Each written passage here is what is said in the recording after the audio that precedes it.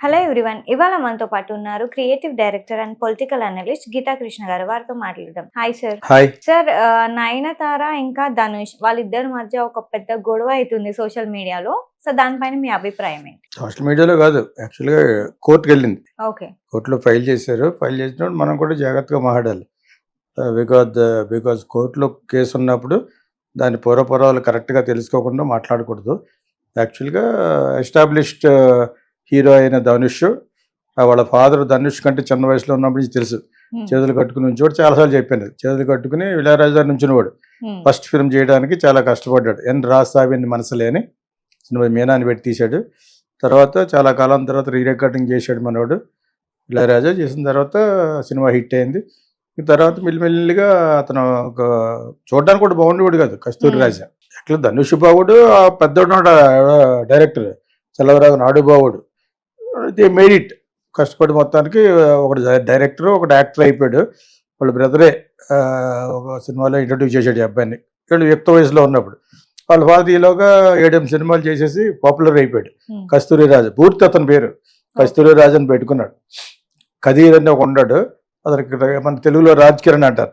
అతను బండగా ఉండేవాడు. అతను పెట్టుకుని అందమైన మీనా చిన్నపిల్లప్పటికి అమ్మాయిని పెట్టి తీసాడు. సినిమా సూపర్ హిట్. ఎన్ రాసావిని మనసులే. అప్పటికి వీళ్ళు కుర్రోళ్ళు, దాని పెద్దోళ్ళు అయ్యారు. పెద్దోళ్ళు అయిన తర్వాత ఒక యాక్టర్, ఒక డైరెక్టర్ అయ్యాడు. సెల్వరాఘవన్ డైరెక్టర్, యాక్టర్ వచ్చి ధనుష్. తర్వాత రజనీకాంత్ అల్లుడు కూడా అయిపోయాడు. ఆ సినిమా చూసి అమ్మాయి లైక్ చేసింది. సెల్వరాఘవన్ సినిమా అంటే చూసే చాలా అమాయకంగా ఉన్నాడు, నోట్లో వెళ్ళి పెడితే కొరకడం అనుకుంటే. తర్వాత కట్ చేస్తే వీడి చాలా ముదురు, నేను చాలా ముదురుని అన్నాడు అనమాట ఇండస్ట్రీలో.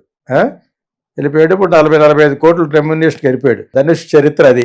ధనుష్ కొంచెం విమెనైజర్, బాగా అమ్మాయిలు వ్యవహారం ఎక్కువ ఉన్నవాడు అనమాట.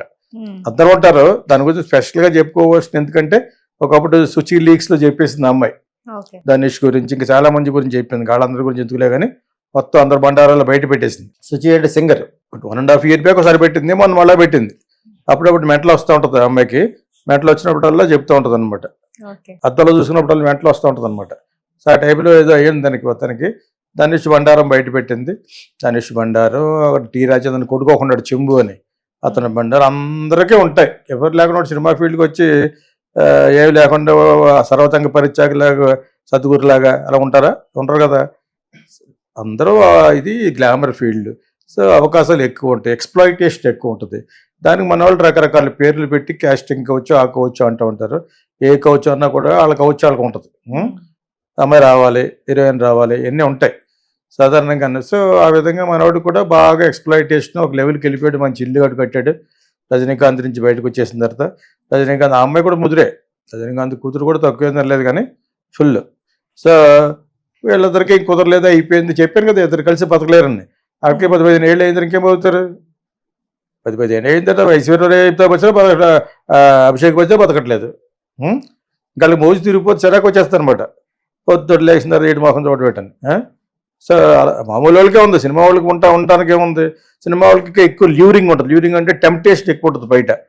పాత ప్రియులు, కొత్త ప్రియులు, పాత కొత్త కలయికలతో పుట్టుకొచ్చిన కొత్త ప్రియుడు జరుగుతూ ఉంటాడు. అంచేత ఇవి నిలబడవు. సో మనవాడు అలా కొంచెం నిలబడకుండా కొంతకాలం మీనాకు కూడా హస్బెండ్ చచ్చిపోయాడు కాబట్టి మన మీనా మీద ఏమైనా మోచి చూపించడమో, లేకపోతే వాళ్ళ ఇంటికి వెళ్ళడం చూసారు మన వాళ్ళు సోషల్ మీడియాలో. బుక్లు, చెవులు, కాళ్ళు కొరికేస్తున్నారు. మీనాన్ని పెళ్లి చేసుకుంటున్నాడు అంటే అదేమో న్యూస్ ఉంది. తనకు భర్త పోయాడు, చేసుకోవచ్చు. మనకి ఏదో ఒకటి కావాలి కాబట్టి, గిలిగింతలు పెట్టే న్యూస్ కావాలి కాబట్టి అది కూడా మాట్లాడుకున్నాం. అది ఎంతవరకు తెలుసో తెలియదు కానీ, బట్ ఈ was having some kind of talks vibes with Meena also రీసెంట్గా. సో మనవాడు సినిమా ప్రొడ్యూసర్గా తయారై డైరెక్టర్ కూడా అయిపోయాడు రాయన్ తోటి. సినిమా కూడా హిట్ అయిపోయింది. సో తర్వాత హాలీవుడ్లో కూడా యాక్ట్ అయిపోతున్నాడు. అవెంజర్స్ సినిమా డైరెక్ట్ చేశాడు కదా, ఆ సినిమాకి సంబంధించిన వాళ్ళ ఇతన్నే ఇండియన్ కౌంటర్ ఫిట్గా. అంటే ఇతను ఇండియాలో, సౌత్ ఇండియాలో కూడా ఫేమస్. మరి బాలీవుడ్లో పెడితే సౌత్ ఇండియన్ చూడరు. అందరికీ సరిపడ్డవాడు ఎవరంటే ధనుష్. ఒక విధంగా తమిళ నుంచి ఒక పాన్ ఇండియా హీరో, చూడడానికి బాగోడు కానీ. అర్థమైందా? అలాగంటే మన ఎవడైనా ఒక ఇంటర్వ్యూలో అతను ప్రభాస్ మంచివాడు, మంచి హీరో, జనబావుడు. అమ్మాయిలు కూడా నీ ఫస్ట్ హీరో ఎవరు అంటే ప్రభాస్, సెకండ్ ప్రభాస్, థర్డ్ ప్రభాస్ అన్నప్పుడు నేనేం చేయను? నాకు అలాగే దానికి తప్పు పడతాడు. అతను తప్ప ఇంకెవరు లేరా అండి హీరో అని చెప్పేసి. అలా నేను అనలేదు, నా సెంటెన్స్లో ఎక్కడ లేదు. బాగుంటాడు, బాగున్నాడు చెప్పకూడదా?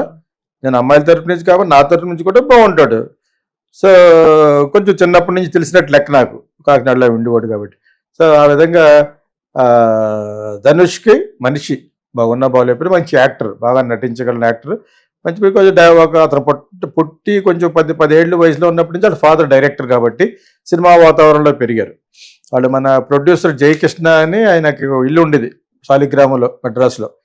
వీళ్ళు ఫస్ట్ సక్సెస్ చేసింటే ఆ ఇల్లు కొనుక్కున్నారు వీళ్ళు కస్తూరిరాజు పైకి వచ్చినప్పుడు. దాని తర్వాత చాలా లక్ ఏర్పడింది ఇతనికి. వాళ్ళ ఫాదర్తో పాటు వీళ్ళు కూడా బాగా దినదిన ప్రబద్ధమానంగా అభివృద్ధి చెందారు, బాగా పైకి వచ్చారు. రజనీకాంత్ కూడా అల్లుడు ఎందుకు అయిపోయాయంటే అమ్మాయికి ఇష్టమైంది కాబట్టి. సో ఇప్పుడు విడిపోవడానికి ప్రయత్నిస్తున్నారు కానీ మళ్ళీ కలిసి ఉందామా పెడతారు వాళ్ళను, ఎందుకు ఇంత వయసు వచ్చిన తర్వాత అన్నట్టుగాను. కాకపోతే అండర్స్టాండింగ్ ఉంటుంది, నీ ఎఫైర్లు నా ఎఫైర్లు నాదని. అలా ఉంటే ఏ కూడా ఉండదు. ఇది డివోర్స్ ఏంటి, ఇట్స్ పీస్ ఆఫ్ పేపర్. అందుకని నువ్వు అందుకని పెట్టినట్టు అనమాట. సో ఆ విధంగా చెప్తే అయినా కూడా కొంతమందికి ఈ ప్రాపర్టీస్ మీద అధికారం లేకుండా ఎలా ఉంటుంది, అతని ప్రాపర్టీస్ అతని పిల్లలకి, ఆమె ప్రాపర్టీస్ పిల్లలకి వెళ్తుంది, మూడోవాడి పిల్లలకి ఎవరు కదా. సో ఇది just foolishness actually, piece of paper. అందుకనే పెళ్లి చేసుకోకుండా విడిపోకండి, have an affair with somebody else is an understanding అంతే. సో మనవాడు సినిమాలు తీస్తూ మొదలుపెట్టిన తర్వాత వీడు ఒకటి పైకి వస్తున్నాడు, ఒకడు పర్సనాలిటీ కూడా మెయింటైన్ చేశాడు. అతనే సేతుపతి, అతని పేరు విజయ్ సేతుపతి. అతనితోటి విగ్రేషన్ డైరెక్టర్ రైటర్ తోటి ఒక సినిమా అతను స్టార్ట్ చేశాడు, నానుం రౌడీదాన్ అంటే నేను రౌడీనే అని.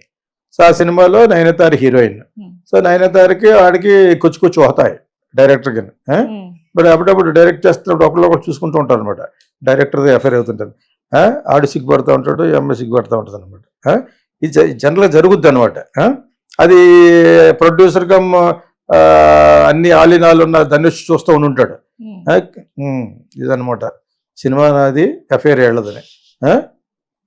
కాలింది ఎక్కడో కాలింది అడిగి ధనుష్కి. ఇది ఎవరో ఇటువంటి పాయింట్ ఎందుకు చెప్పినట్టే, I'm director, producer, music director, everything, I know everything. వీళ్ళందరూ కిడ్స్ కింద తెలుసు నాకు. వాళ్ళే కదా ఎవరైనా సినిమా ఫీల్డ్లో కూర్చు హోతా అయింది అనుకో ఎలా ఉంటారు, అలాగే వెళ్తున్నప్పుడు సిగ్గుపడతాడు, అలాగే ఏడు వెళ్తున్నప్పుడు ఇలా చూస్తూ ఉంటాడు అనమాట. ఇవన్నీ కూడా చూస్తూ ఉంటాడు. ఆ సినిమా వాళ్ళు చూసేది ఏంటంటే వాళ్ళు లైటింగ్ చేసుకుంటూ ఉంటారు, చూస్తుంటారు. ఈ విధంగా చూసుకున్నప్పుడు అక్కడ ఏదో జరిగింది. సినిమా నాది, డబ్బులు నాది, లవ్ అఫేర్ ఎంజాయ్మెంట్ వాళ్ళది. అప్పుడు వాళ్ళిద్దరూ తక్కువ, అందరూ ముదురుసే. ఇక్కడ అందరూ ముదురుసే నాతో పాటు. అదేంటప్పుడు నన్ను కలుపుకొని ఏడుతారు మళ్ళీ. అందరూ ముదురుసు ఆఫ్ ఇండియా. అందరూ అమ్మాయి లక్కిచ్చి స్మైల్ వేస్తుంది అనుకో, వెంటనే వెనకాల అయిపోతాను కారు వేసుకుని. సో అంచేత అలాగేదో జరిగింది. ఇది అసలు కారణం, డెఫినెట్గా ఇది కారణం. ఏం చేయాలో తెలియక హీరోయిన్ మీద కోపం ఉందనుకోండి, ఇతనితో కాకుండా ఇంకోళ్ళతో మాట్లాడుతుంది అనుకోండి, ఆ డైరెక్టర్ చేస్తాడు అలా సరిగ్గా చేయట్లేదు, డైలాగ్ చెప్పడం రాదు అంటారన్నమాట. డైరెక్టర్ తిడతాడు. ఇంకా లోపల నుంచి వచ్చేస్తాడు ఎక్కువ విషయం, నేను నన్ను నా వంక చూడటం ఇంకోటి చూస్తుందని. సో ఇవన్నీ జనరల్గా జరిగే సినిమాలో గమనించుకోండి. ఇవన్నీ ఏమి లేకుండా చేస్తేనే ఓ డైరెక్టరు వాళ్ళు ఎవరికి ఉన్నా కూడా బయట చూసుకుంటేనే సినిమా బాగా వస్తుంది.